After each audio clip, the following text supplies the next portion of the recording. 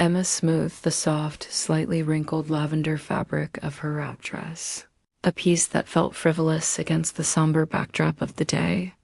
She aggressively shoved her laptop into her canvas tote bag. Rain tapped a steady, relentless rhythm against the window pane. It was another dreary gray Tuesday in late October, the kind of day that possessed a gravitational pull, making every task feel heavier. Every movement sluggish. She was already 10 minutes late for her crucial study group session. Professor Langley's voice echoed in her mind with the force of an ultimatum. This midterm will make or break your semester. She cast a fleeting, distracted glance toward the living room entrance. Biscuit, her loyal $12-year-old terrier mix, lay curled in a tight ball on his faded blue bed. His ribs rose and fell with slow, shallow breaths. His chipped ceramic food bowl sat empty beside him. Again, she had meant to fill it that morning. That intention had been a fragile, fleeting thought. But then her alarm failed. Her roommate borrowed her essential phone charger. And then there was the devastating, messy text thread with Liam, the breakup's final. Lingering pain that left her eyes red and puffy and her mind fragmented and scattered. "It's fine," she muttered, pulling on her raincoat, already moving toward the door. "Mom gets home at 5. Shay feed him?" She failed to notice a critical detail. Biscuit hadn't even lifted his small head when she called his name, a complete deviation from his normal, enthusiastic response. She simply closed the door behind her. The sharp, decisive click of the latch resonated through the silent house, echoing like a final period at the end of a sentence she had neglected to finish reading. Asterisk. Sarah pushed open the front door at exactly $512. P.M. Her nurse's blue scrubs were damp from the bus ride. Her feet ached with a deep, throbbing pain after a brutal $12-hour shift in the chaos of the emergency room. The house was profoundly too quiet. There was no familiar, eager jingle of tags. No frantic scratching of paws on the polished hardwood floor. "Biscuit?" Her voice was strained, the single word already cracking with a premonition of dread. She found him tragically slumped in the kitchen, right beside his empty, unforgiving bowl. His breathing was frighteningly shallow, his normally bright eyes now glassy and unfocused. Panic, a cold, sickening seizure, gripped her chest. She raced to the refrigerator and checked the handwritten insulin log taped to the door. The last entry was yesterday morning. Biscuit was severely diabetic. Without essential food and his morning injection, his blood sugar would plummet, a catastrophic event. Oh God, no. She scooped him up. He was terrifyingly light in her arms. She raced to the car, adrenaline overriding the $12 of exhaustion. Asterisk at the grim, brightly lit emergency vet clinic. The diagnosis was confirmed instantly: hypoglycemic shock. "He's gone nearly $36 without food or insulin," the vet explained, his voice gentle but firm. Another few hours and his organs would have started failing. They administered 4 fluids and glucose immediately. They stabilized him. The final crushing bill for the stabilization, $823.76. Sarah paid it without hesitation. The money was the small savings she had accumulated for desperately needed new tires on her aging car. Just last week, she had been forced to sell her grandmother's silver locket, the only piece of jewelry she wore on her wedding day, simply to cover Biscuit's last prescription refill. There was no financial cushion left. Only pure, undiluted love, stretched impossibly thin. Asterisk Emma arrived home at $9:00 p.m.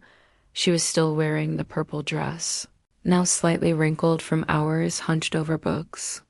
She was laughing into her phone, recounting a joke from her study group. Completely cocooned in the bubble of her own life, she stepped inside and abruptly froze. Her mother stood in the kitchen, a still, terrible presence. Her arms were crossed.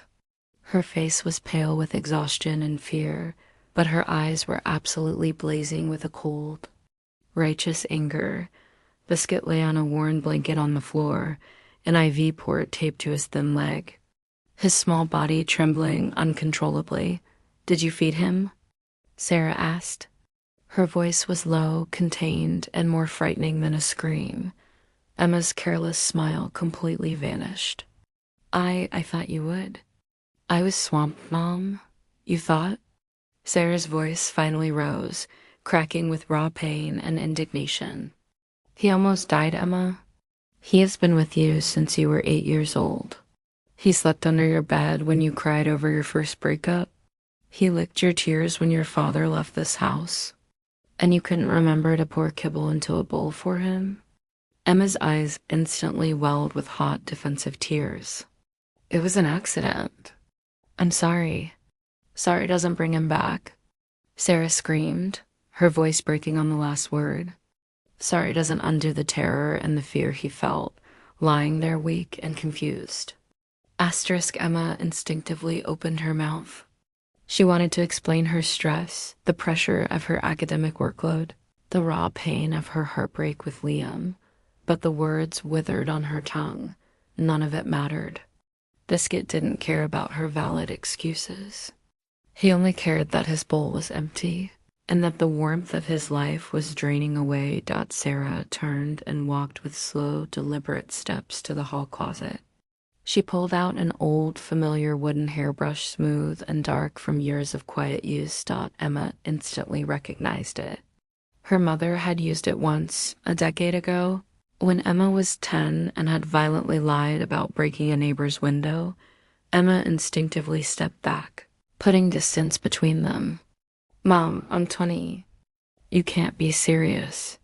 "I can," Sarah said, tears glistening openly on her pale cheeks, but her voice was absolutely firm. "Because this is not about age. It is about you feeling the profound weight of what your sheer carelessness has caused." Biscuit felt hunger. He felt fear. He felt weakness. "You will feel something too, so that you never, ever forget. 6 swats, she added, her voice a desolate whisper. 1 for every 6 hours he went unfed and without his medicine. Turn around. Hold the table." Emma did not fight. The crushing weight of her shame pinned her in place, neutralizing any youthful defiance. She turned slowly, gripping the cold, hard edge of the kitchen table with white knuckles. Her purple dress was bunched tight in her trembling fists. The first strike landed. Thwack. It stung sharp and shocking. She gasped, the air rushing out of her lungs. The second struck lower. Thwack. It made her knees buckle momentarily. By the fourth, hot tears were streaming uncontrollably down her face, not just from the physical pain, but from the crushing, undeniable weight of what she had done. From the floor, Biscuit let out a small, pathetic whimper. When the final strike was done, Sarah dropped the brush. It clattered loudly on the tile floor, the sound aggressive and ugly. She immediately turned away, her shoulders shaking with her own internal profound grief. "Go check his temperature," she whispered, unable to turn back. "He needs water and his evening meds, if the vet says it's safe." Emma did not sleep that entire agonizing night. She sat huddled, cross-legged, on the cold kitchen floor, wrapped tightly in an old quilt. Biscuit's small, fragile head was resting in her lap. She fed him broth from a syringe, delivering each drop with meticulous, careful precision, whispering endless, raw apologies into his soft fur. "I'm so sorry, Biscuit. I'm here now. I will always be here." She counted his breaths like desperate, frantic prayers. At $3, $0 a.m., a small miracle occurred. He finally lifted his head and weakly licked her wrist, a familiar, feeble gesture that made her cry all over again. Tears of exhaustion and relief. Her phone buzzed quietly. It was a reminder she had set years ago. Biscuit equals love. She had ignored the reminder for days, silencing it entirely during her study sessions. Now it felt like an undeniable indictment dot in the dim pre-dawn light. She saw her mother standing silently in the hallway, watching. Sarah was not angry now. She was utterly exhausted. "I forgot to feed my dog once," Sarah said quietly, stepping slowly into the kitchen. "When I was 16. Her name was Daisy." Her voice was raw, thin, stretched to the breaking point. "I went to a party. Came home late to find her cold on the porch. She'd waited for me, starved." Her voice completely broke then. "I have never forgiven myself. Not in 30 years. I didn't want you to carry that same unforgivable weight." Emma immediately reached out for her mother's hand, grasping it tightly. "I won't forget again, Mom. I swear." Sarah knelt down onto the cold floor, pressing her forehead gently to Emma's. "Next time, please talk to me before I have to reach for that brush. Tell me you're drowning. Don't just disappear into your own stress." Emma nodded, tears falling onto Biscuit's soft fur. "I will, I promise." Asterisk by dawn, the rain had stopped completely. A pale, gentle gold light spilled through the kitchen window, warming the cold tile.